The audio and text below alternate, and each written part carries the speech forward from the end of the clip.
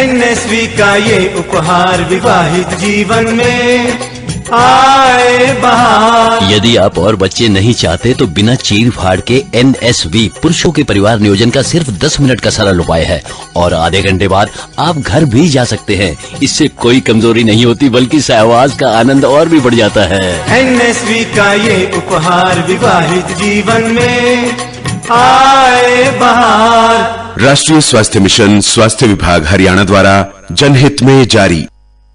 नमस्कार, आकाशवाणी चंडीगढ़ से प्रादेशिक समाचारों के साथ मैं रत्तिका। पहले इस बुलेटिन के मुख्य समाचार। राष्ट्रपति के चुनाव के लिए हो रही मतगणना में एनडीए की उम्मीदवार द्रौपदी मुर्मू आगे चल रही हैं। नीति आयोग के तीसरे भारत नवाचार सूचकांक में चंडीगढ़, कर्नाटक और मणिपुर ने अपनी अपनी श्रेणियों में शीर्ष स्थान हासिल किया। हरियाणा के राज्यपाल बंडारू दत्तात्रेय ने कहा कि नीति आयोग ने महिला उद्यमिता मंच शुरू करके महिलाओं को स्टार्टअप के क्षेत्र में आगे बढ़ने का मौका दिया है, जिससे देश आत्मनिर्भरता की ओर बढ़ा है।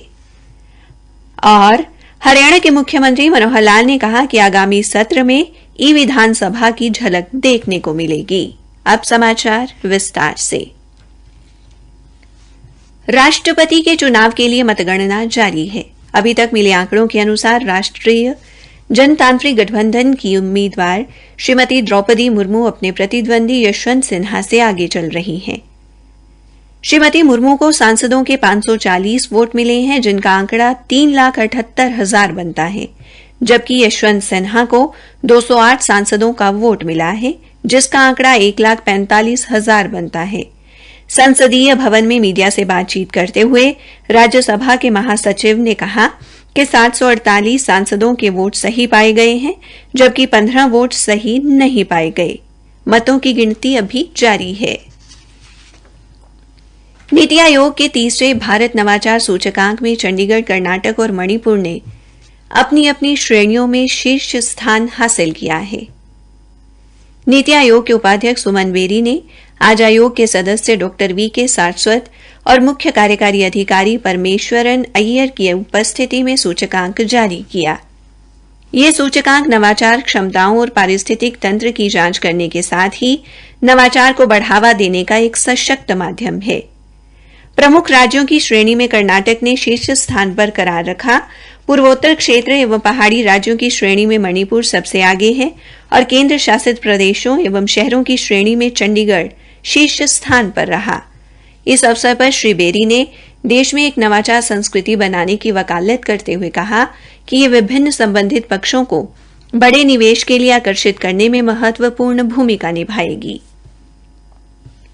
वहीं नीति आयोग के सदस्य डॉक्टर सारस्वत ने अपने संबोधन में कहा कि नवाचार सतत एवं समावेशी विकास की कुंजी है। ये लाखों लोगों को गरीबी से बाहर निकाल सकता है और आजीविका के अवसर पैदा कर एक आत्मनिर्भर भारत का मार्ग प्रशस्त कर सकता है। कांग्रेस की अंतरिम अध्यक्ष सोनिया गांधी आज नेशनल हेराल्ड मामले में दिल्ली स्थित प्रवर्तन निदेशालय के समक्ष पेश हुई।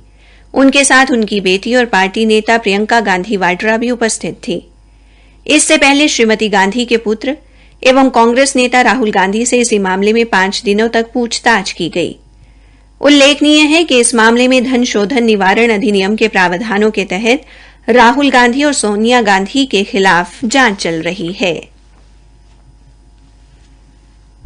हरियाणा के सहकारिता मंत्री डॉ बनवारी लाल ने कहा कि प्रदेश की सभी 10 सहकारी चीनी मिलों ने पिराई सीजन 2021-22 के दौरान 441,74,000 क्विंटल गन्ने की पिराई करके 9.41% चीनी की रिकवरी प्राप्त की है तथा 41,29,000 क्विंटल चीनी का उत्पादन किया है। सहकारिता मंत्री ने कहा कि चीनी मिलों ने किसानों से सीजन के दौरान 1597 करोड़ 99 लाख रुपए के मूल्य के गन्ने की खरीद की। सरकार ने खरीदे गए गन्ने की बकाया राशि के भुगतान के लिए सहकारी चीनी मिलों को 265 करोड़ 35 लाख रुपए की राशि असुरक्षित ऋण के रूप में उपलब्ध कराई है। प्रादेशिक समाचार आकाशवाणी चंडीगढ़ से प्रसारित किए जा रहे हैं। हरियाणा के राज्यपाल बंडारू दत्तात्रेय ने कहा कि नीति आयोग ने महिला उद्यमिता मंच शुरू करके महिलाओं को स्टार्टअप के क्षेत्र में आगे बढ़ने के लिए पटल दिया है। जिससे देश आत्मनिर्भरता की ओर बढ़ा है।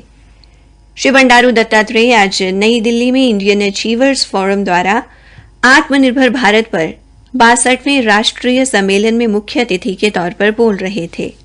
इस अवसर पर खाद्य प्रसंस्करण उद्योग एवं जल शक्ति राज्य मंत्री Prahlad Singh Patel, Indian achievers forum के प्रधान हरीश चंद्र व सचिव एस रविशंकर सहित अन्य गणमान्य व्यक्ति भी उपस्थित रहे। राज्यपाल ने कहा कि उद्यमिता के क्षेत्र में देश ने अभूतपूर्व तरक्की की है। आज भारत अमेरिका और चीन के बाद दुनिया का तीसरा सबसे बड़ा स्टार्टअप सिस्टम बन गया है। श्री दत्तात्रेय ने कहा कि सरकार के प्रयासों के परिणाम स्वरूप 2021-22 में स्टार्टअप की संख्या 59,000 हो गई है। देश के युवाओं ने startup India, stand up India और मेक इन इंडिया जैसे विभिन्न कार्यक्रमों और योजनाओं का फायदा उठाया है। आज हरियाणा प्रदेश कृषि, दुग्ध व अन्य क्षेत्रों में न केवल आत्मनिर्भर बना है बल्कि अन्य प्रदेशों के युवाओं को रोजगार दे रहा है। उन्होंने कहा कि समाज के कमजोर वर्गों, पिछड़ा वर्ग, अनुसूचित जाति और जनजाति, अल्पसंख्यक समुदाय के लोगों का सशक्तिकरण बेहद महत्वपूर्ण है। विकास की रणनीति के तहत हमें सभी क्षेत्रों, राज्यों और सामाजिक समूहों में संतुलित प्रगति सुनिश्चित करने के लिए सभी वर्ग समूहों को आगे बढ़ने के विशेष अवसर जुटाने होंगे।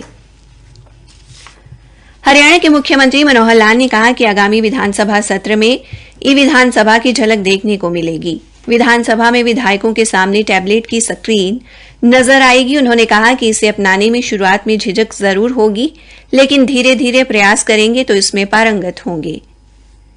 उन्होंने कहा कि विधानसभा पर्यावरण के नाते से भी उपयोगी साबित होगी। यह व्यवस्था विधानसभा को कागज रहित बनाएगी। इससे कागज की बचत होगी और पेड़ बचाए जा सकेंगे। मुख्यमंत्री आज पंचकुला में हरियाणा विधानसभा द्वारा नेशनल ई विधान एप्लीकेशन को लेकर आयोजित 2 दिवसीय कार्यशाला के शुभारंभ अवसर पर बोल रहे थे।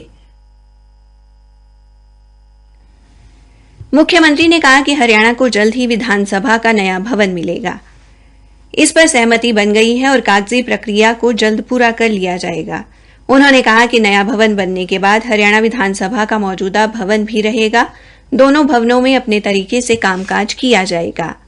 उन्होंने कहा कि नेशनल ई विधान एप्लीकेशन के माध्यम से हम हरियाणा की विधानसभा ही नहीं बल्कि लोकसभा के साथ साथ दूसरे राज्यों की विधानसभाओं के कामकाज को भी देख सकते हैं।